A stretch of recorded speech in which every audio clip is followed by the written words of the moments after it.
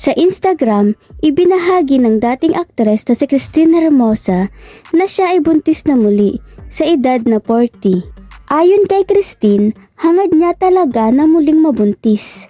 Saad niya, "Funny as it may seem, but I still get those butterflies every time I see double line on the PT.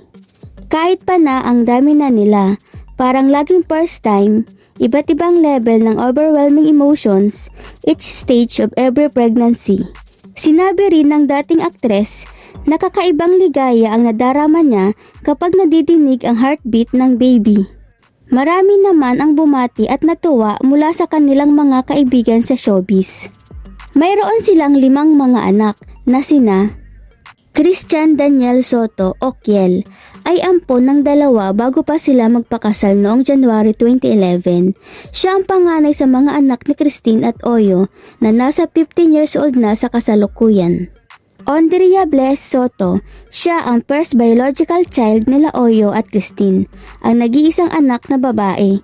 Ipinanganak noong December 26, 2011 na 12 years old na sa kasalukuyan. Pagkatapos ng 3 taon, ipinanganak naman ng aktres si Caleb Hans na sa kasalukuyan ay nasa 9 na taon gulang. Taong 2016, ipinanganak naman si Marvin Valentin na nasa 7 taon gulang na. Victorio Exaac na magta-3 taon na sa August 3, 2024.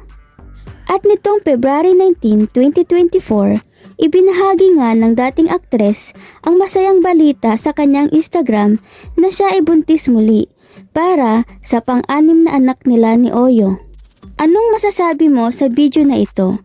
I-comment ang inyong reaksyon sa baba at kung bago ka lang dito sa aking YouTube channel ay huwag kalimutan mag-like at mag-subscribe. Thank you!